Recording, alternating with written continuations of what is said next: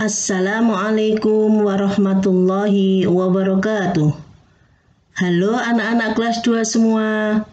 Bagaimana kabar anak-anak hari ini? Semoga anak-anak semua dalam keadaan sehat dan semangat dalam belajar. Hari ini anak-anak bertemu lagi dengan Bu Ida.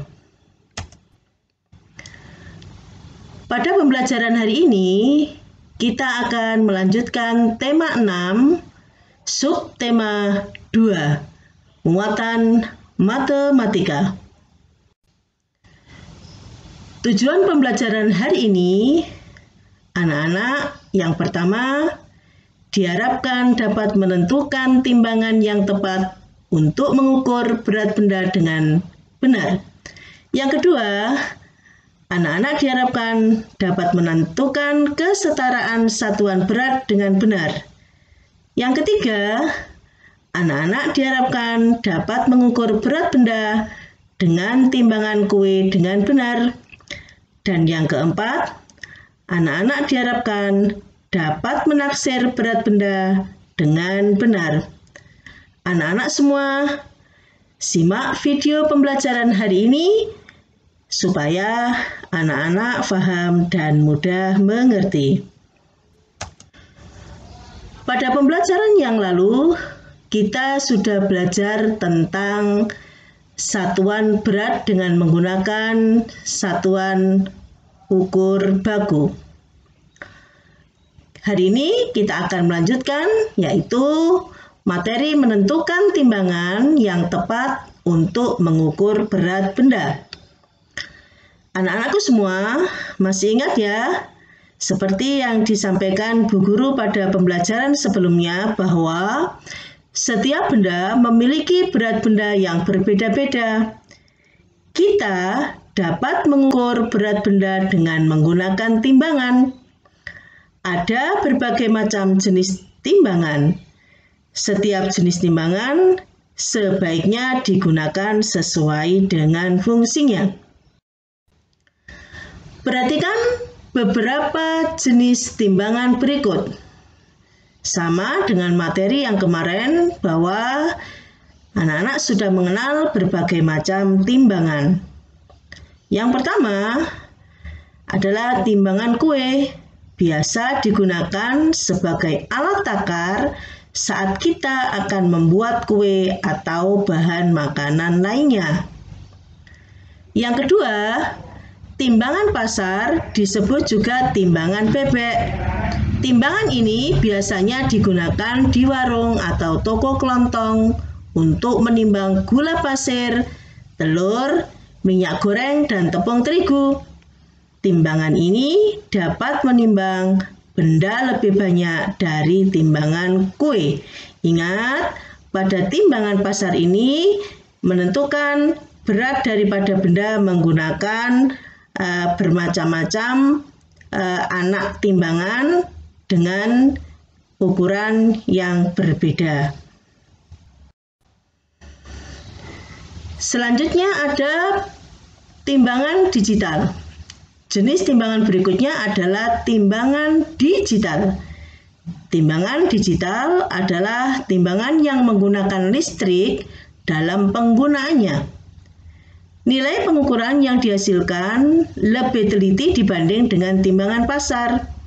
Timbangan ini biasanya digunakan di pasar swalayan untuk menimbang buah, sayur, dan daging. Selanjutnya adalah timbangan duduk. Timbangan duduk memiliki bentuk terpisah antara tempat timbang dan penunjuk beratnya. Timbangan ini biasanya digunakan untuk menimbang beras atau hasil kebun lainnya dalam ukuran besar, yaitu hingga 300 kg. Mungkin timbangan duduk ini anak-anak jarang ya menemukannya atau jarang melihatnya.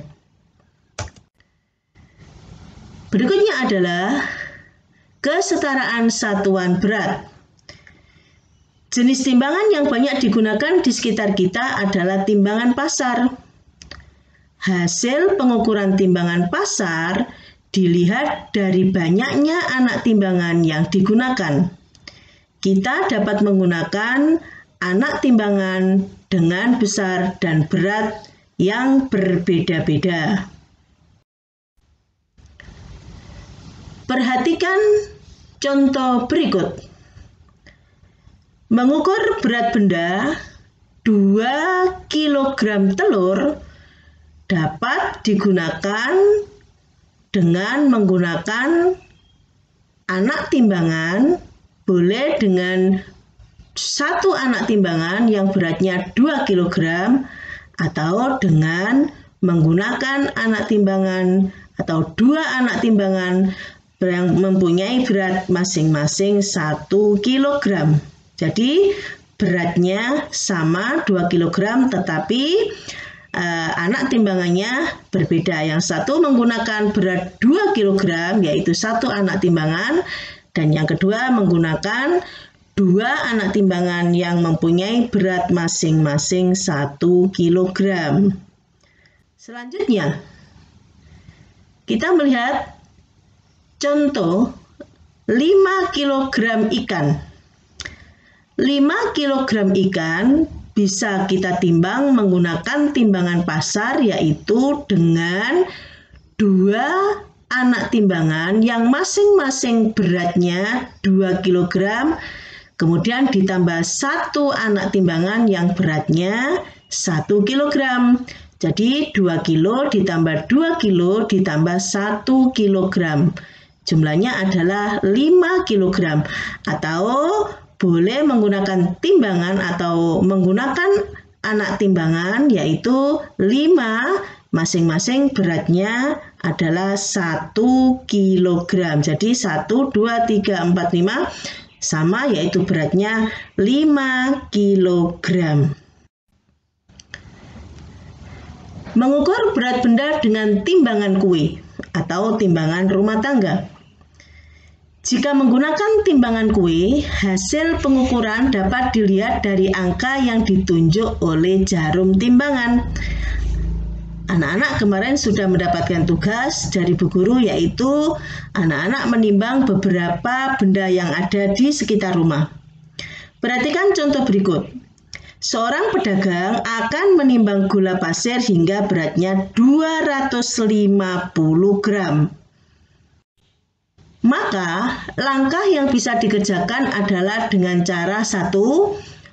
Pada proses penimbangan terlihat berat gula 300 gram. Lihat ya, pada jarum yang berwarna merah pada timbangan, jarum menunjukkan angka 3 atau 300 gram. Padahal tadi membutuhkan yaitu 250 gram. Berat gula melebihi berat yang diinginkan. Jadi, kita perlu mengurangi gula sedikit demi sedikit hingga posisi jarum tepat menunjuk ke angka 250 gram. Jadi, kalau kelebihan maka gulanya dikurangi sampai jarum menunjukkan angka atau jarum timbangan menunjukkan angka 250 gram sesuai dengan yang dibutuhkan tadi.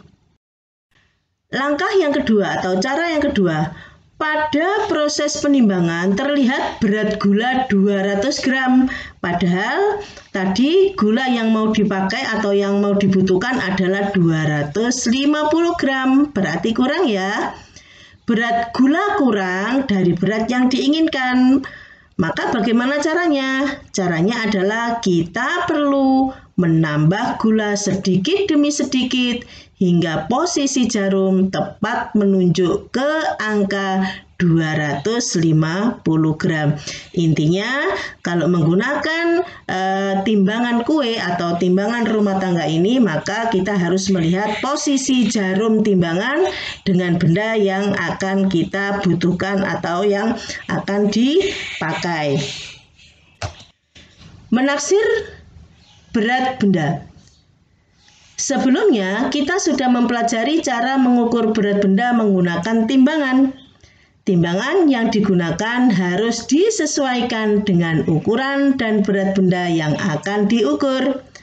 Selain menggunakan timbangan, Kita juga dapat memperkirakan berat benda dengan melihatnya secara langsung.